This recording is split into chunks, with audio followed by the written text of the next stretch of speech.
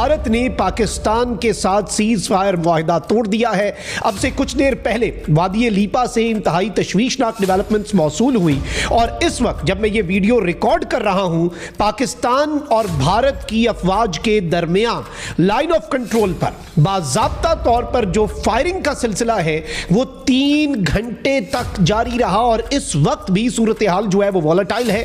Pakistan army, Pakistan air force और Pakistan navy इस वक्त मुकम्मल तौर पर हाई अलर्ट पे जा चुकी है कि रात गए पाकिस्तान की फिजाई हुदूद को बंद कर दिया गया। पाकिस्तान की फाइटर जेट जो हैं वो हंगामी परवाजों पे जंगी मशकें स्टार्ट कर दी और साथ ही नोटम जारी कर दिया गया। जंग के बीच एयर स्पेस पाकिस्तान ने बंद कर दिया अपना इस बीच, तो ये एक बड़ा अपडेट है। हालांकि बहुत अचरज नहीं है इस बात को लेकर, क्योंकि जो हालात बने हुए हैं और ऐसे में पाकिस्तान में जिस तरह से घटनाक्रम बदले हैं, तो जंग के बीच पाकिस्तान ने अपना एयर स्पेस बंद कर दिया है। पाकिस्तान से 70 किलोमीटर दूर वहां बंदरगाह है, वहां पर एक स्ट्राइक होती है, वहां पर अटैक हुआ, पाकिस्तान को भी पैगाम दिया गया। ईरान बॉर्डर पर पाकिस्तान की फिजाइया अपने लड़ाका प्यारे लेकर एक्टिवेट हो गई और इंडिया के बॉर्डर से उधर से इंडिया की फौजी आई, पाकिस्तान को उधर पर जाकर हाई अलर्ट हो गया। और अब जो खबरें आ रही हैं कि फिजाई हदूद को बंद कर दिया गया। दूसरी जानिब कहा जा रहा था कि पाकिस्तान ईरान के बाद पाकिस्तान अगला नंबर है। इसराइल से एक स्टेटमेंट जो सामने आई थी। बहुत बड़ी खबर सामने आई है कि इंडियन फोर्सेस, ना सिर्फ इंडियन आर्मी बल्कि इंडिया की एयरफोर्स और इंडियन नेवी, ये तीनों मिल पाकिस्तान के बॉर्डर के बिल्कुल करीब। इधर से पाकिस्तान आर्मी, पाकिस्तान फोर्सेस भी हाई अलर्ट हो चुकी हैं कि क्या फिर माहौल जंग की तरफ जाता नजर आ रहा है, क्या फिर पाकिस्तान इंडिया या दोनों कंट्रीज की तरफ से कोई एडवेंचर मिस एडवेंचर करने की कोशिश की जाएगी।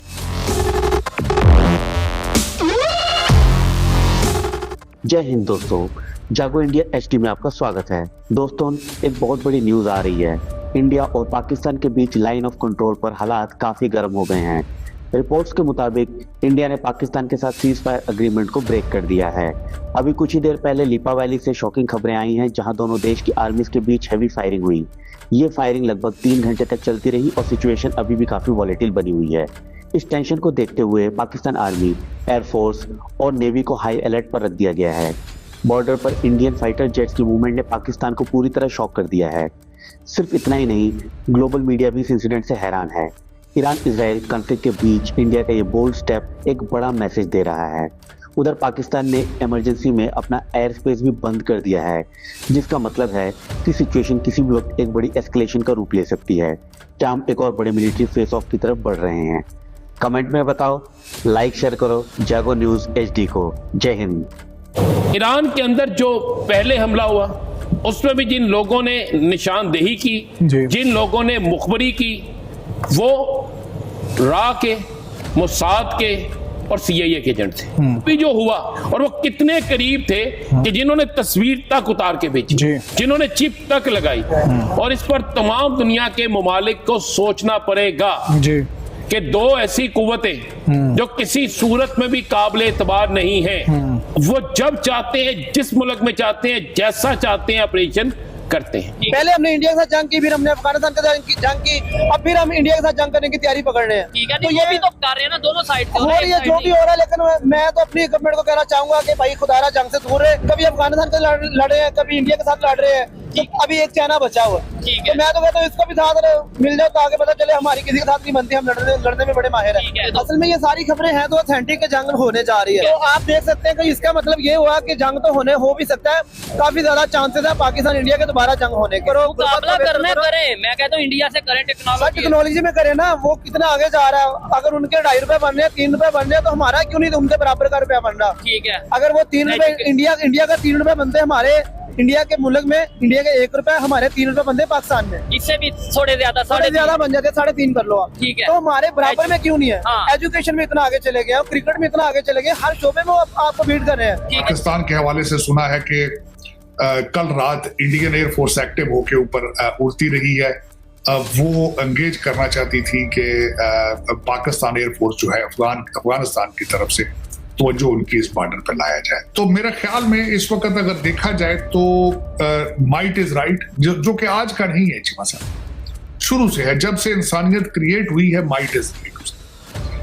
हलाकू खान होता था, गेंगिस खान था, हिटलर था, जो कुछ भी था, मुगल थे, पठान थे, जो कुछ भी, जंगे मार धाड़, कोई समझ नहीं आ रही इस वक्त भी। मैं पर्सनली चीमा साहब जंगों के खिलाफ हूँ। जंगों से हासिल कुछ नहीं होता, कुछ भी हासिल। माओ के बच्चे मारे जाते हैं। हर बच्चा दुनिया में, मैं समझता हूँ, हिंदू, सिख, क्रिश्चियन, ज्यू, जो कुछ भी है, वेरी इंपॉर्टेंट पर्सन। ये इससे इज्तनाब करना चाहिए अगर हो सकता हो। लेकिन जिस तरह के आज हम बैठे हैं, लाचार हैं, जिस तरह आप भी कह रहे थे बातें कि अब जंग ये रुकेगी कैसे, कोई समझ नहीं आ रही है रुकेगी कैसे। बीबी नेतन्याहू को कन्विंस कौन करेगा? और बीबी नेतन्याहू ने के जो एम्बेसडर हैं, उन्होंने आज से 1 हफ्ता पहले बिब्लिकल मैप सामने रख दिया है। अब वो या तो वो बिब्लिकल मैप पूरा करके सेटिस्फाई होंगे या उससे पहले सेटिस्फाई होंगे। ईरान खत्म हो जाए, पाकिस्तान अगला निशाना बने, सारे मुसलमान या तो घर वापसी हो जाए, इनकी किधर चले जाएं, पता नहीं, कुछ समझ नहीं आ रही चीमा साहब के ये इस दुनिया का क्या बनेगा। मैं तो आई एम वेरी कंफ्यूज्ड। मैं खबरें देख कर जो देख रहा हूं और उसमें सदाकत कहीं से नजर नहीं। हाँ, एक बात जरूर नजर आती है जो खास कर बिल्कुल सामने नजर आ रही है कि पाकिस्तान के अंदर PTI, Mossad, BJP, Hamas, TTP Pakistan के खिलाफ यक ज़बान है। तो चीमा साहब दर हकीकत दुनिया जो है वो इस आज भी मैं समझता हूँ कि यूनिपोलर है। जो दुनिया को ये चाइना और रशिया ये स्टेटमेंट दे के कि दिस इज मल्टीपोलर और बाइपोलर वर्ल्ड है कि हम भी सारा कुछ है, लेकिन रशिया और चाइना आज कहाँ है कोई नजर नहीं आ रही। इस वक्त यूनिपोलर है, सिर्फ और सिर्फ ताकत किसके हाथ में है? बीबी नेतन्याहू के। The most strongest person on the planet Bibi Netanyahu. ये मान लेना चाहिए, आज मान लें, कल मान लें, जब भी मान लें। बल्कि क्वेश्चन ये है कि 3.5 लाख गजा के अंदर मुसलमानों का दिन दिहाड़े मर्डर किया गया। को है माइकल आल बोल के दिखाया। इनका भी बात तो वही है, इसमें कोई शक नहीं। लेकिन है मैं बस मैं मजाक एक बनाया ने, दुनिया तो फेरा पाया ने, 50 बच्चे पैदा करके थे, बस दुनिया तो बैठे। चलो, this is what suits you, you get it. लेकिन इस वक्त भी चीमा साहब देखें, 2 चीजें थी।